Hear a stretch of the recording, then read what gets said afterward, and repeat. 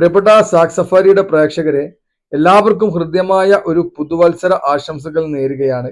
അപ്പോൾ ഞങ്ങൾ ഇന്ന് ന്യൂ ഇയർ ഒക്കെ ആഘോഷിക്കാൻ വേണ്ടിയിട്ട് കോഴിക്കോട് മാനേഞ്ചറയിലാണുള്ളത്. ഞാനും എൻ്റെ ഫാമിലി ഉണ്ട്. അപ്പോൾ ഞങ്ങൾ കോഴിക്കോട് മാനേഞ്ചറയിൽ നല്ല തിരക്കാണ്, അത്യാവശ്യം നല്ല ട്രാഫിക് ഉണ്ട്. എന്നാലും നമ്മൾ ന്യൂ ഇയർ ആഘോഷിക്കാൻ നമ്മുടെ കോഴിക്കോട് വെച്ചിട്ടാണ്. അതെല്ലാ വർഷം അങ്ങനെ തന്നെയാണ്. അപ്പോൾ മാനേഞ്ചറയിൽ ഇപ്പോൾ ലൈറ്റിംഗ് ഷോ നടക്കുന്നുണ്ട്. മാനേജർ ആകെ മാറിയിട്ടുണ്ട്. നല്ല രസമുണ്ടായിരുന്നു.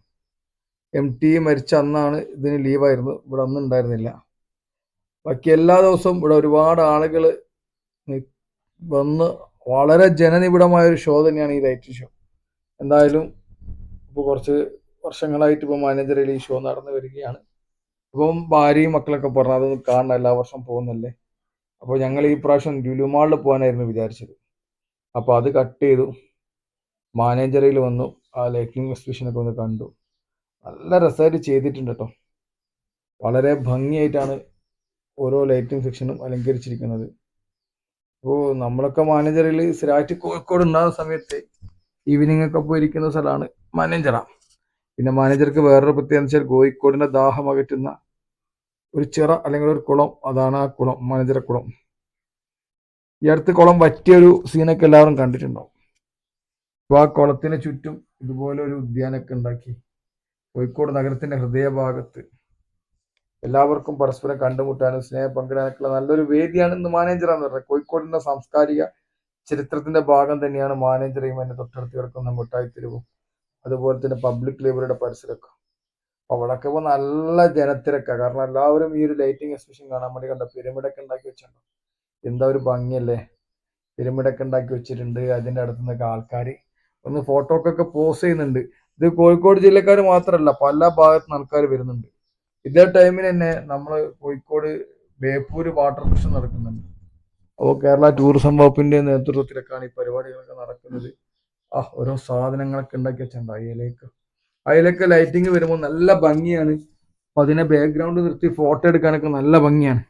എന്തായാലും മാനേജർ അങ്ങോട്ട് എന്താ പറയാ, വർണ്ണ വൈവിധ്യങ്ങളിൽ ഇങ്ങനെ നിറഞ്ഞ് കുളിച്ച് നിൽക്കുന്ന ഒരു കാഴ്ച, അത് തന്നെയാണ് ന്യൂ ഇയറിന് കാണാൻ പറ്റുന്ന ഏറ്റവും മനോഹരമായ കാഴ്ചകളിൽ ഒന്ന്. പ്രത്യേകിച്ച് പക്ഷേ കോഴിക്കോടുകാരെ സംബന്ധിച്ചിടത്തോളം ഉള്ളിൻ്റെ ഉള്ളിൽ ചെറിയൊരു ദുഃഖം, നമ്മൾ എങ്ങനെ സന്തോഷിക്കുമ്പോഴും ഈ ഒരു ന്യൂ ഇയർ നമുക്ക് ആഘോഷിക്കുമ്പോൾ മനസ്സിൻ്റെ ഉള്ളിൽ ചെറിയൊരു സന്തോഷവും ഇതിനപ്പുറത്ത് ചെറിയൊരു നീറ്റിലുണ്ട്. ഒന്ന്, വയനാടിനെ കുറിച്ച് ആലോചിക്കുമ്പോൾ. രണ്ട്, കോഴിക്കോട് സാഹിത്യ നഗരമായി തിരഞ്ഞെടുത്തു. ആ സാഹിത്യ നഗരമായി തിരഞ്ഞെടുക്കുന്നതിൽ വലിയൊരു സംഭാവന നൽകിയ പ്രിയപ്പെട്ട MT ഇല്ലാത്തൊരു ന്യൂ ഇയർ കൂടിയാണ് കോഴിക്കോടിന്. അതും വല്ലാത്തൊരു വിഷമാണ്. എന്നാലും സന്തോഷങ്ങൾ, നമ്മൾ ന്യൂ ഇയർ ഒക്കെ സന്തോഷിക്കാനുള്ളതാണ്. അപ്പോൾ ആ സന്തോഷിക്കാം. എന്നിരുന്നാലും ഇതൊക്കെ ഒരു ചെറിയ മനസ്സിനുള്ളിൽ നീറ്റിലാണ്. ഇപ്പോൾ ഇത് കണ്ടോ, ഈ ഒരു ഇലയൊക്കെ ചെയ്ത് വെച്ചാൽ എന്തൊരു ഭംഗിയായിട്ടാണ് ലൈറ്റിങ് ചെയ്ത് വെച്ചേക്കുന്നറിയോ. അവിടെ നിന്നിട്ട് ഒരുപാട് സെൽഫി എടുക്കുന്ന ആളുകളുണ്ട്, ഫോട്ടോസ് എടുക്കുന്ന ആളുകളുണ്ട്. ഡൈനോസറിന്റെ വലിയ രൂപം, ഈ ഡൈനോസറിന്റെ വലിയ രൂപം കുറെ ദൂരെ നിന്ന് കാണാൻ നല്ല ഭംഗിയാട്ടോ.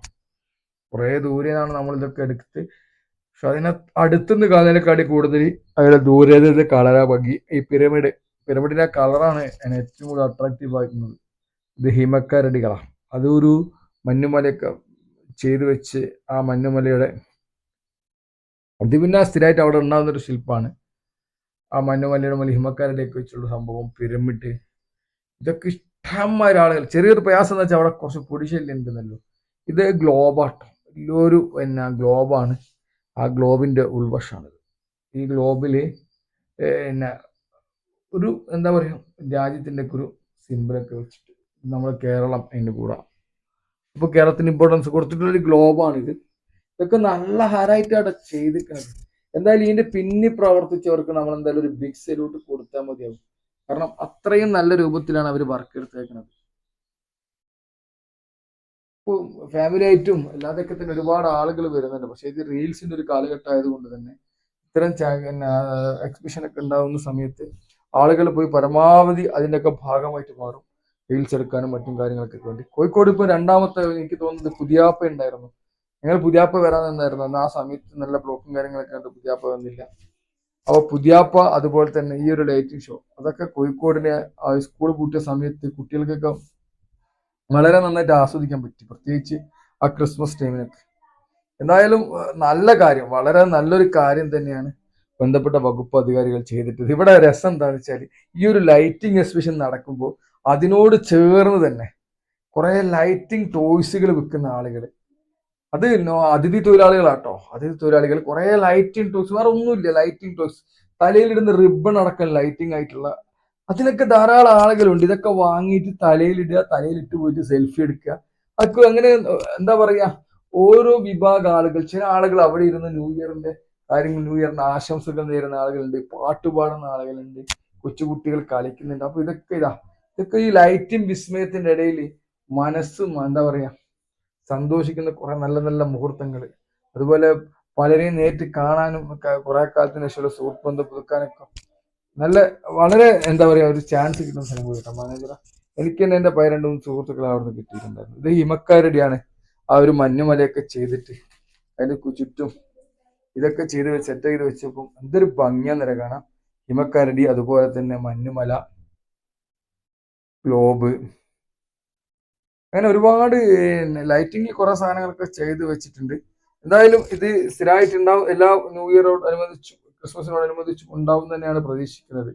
എന്തായാലും ഞങ്ങൾ വന്നു, കുട്ടിയൊക്കെ ഇഷ്ടപ്പെട്ടു, വൈഫിനെ ഇഷ്ടപ്പെട്ടു, കുറച്ച് ഫോട്ടോസ് ഒക്കെ എടുത്തു. പിന്നെ ഭാര്യമാരൊക്കെ എത്തിക്കാൻ ഫോട്ടോസ് എടുക്കുന്നത് എന്തായാലും പിറ്റേ ദിവസം സ്റ്റാറ്റസിൽ ആ ഫോട്ടോസ് ഉണ്ടാവുമല്ലോ, അതിന് വേണ്ടിയാണല്ലോ. അധിക യാത്രയും സ്റ്റാറ്റസും റീൽസിനും വേണ്ടിയുള്ള യാത്രകളായി മാറുന്ന ഒരു കാലഘട്ടത്തിലാണ്. അപ്പം എന്തായാലും പോയതിനും വന്നവനൊക്കെ ക്യാമറമാൻ എന്ന് പറയുന്ന അവസ്ഥ. പണ്ടൊക്കെ നമ്മളൊരു യാത്ര പോകണമെങ്കിൽ ക്യാമറ സംഘടിപ്പിക്കണം, റോൾ ചെയ്യണം, അങ്ങനെ കുറെ പ്രയാസമുണ്ട്. ഇപ്പൊ അതിൽ എല്ലാവരുടെ പോക്കറ്റിലും ക്യാമറ ഉള്ള മൊബൈൽ ഉള്ളത് കൊണ്ട് ഇവിടെ എവിടെ പോയി കഴിഞ്ഞാലും അധികം ആൾക്കാരും ക്യാമറമാൻ ആയിരിക്കും. അതുകൊണ്ട് തന്നെ 30% ആളുകളും ക്യാമറമാൻ ആയിരിക്കും.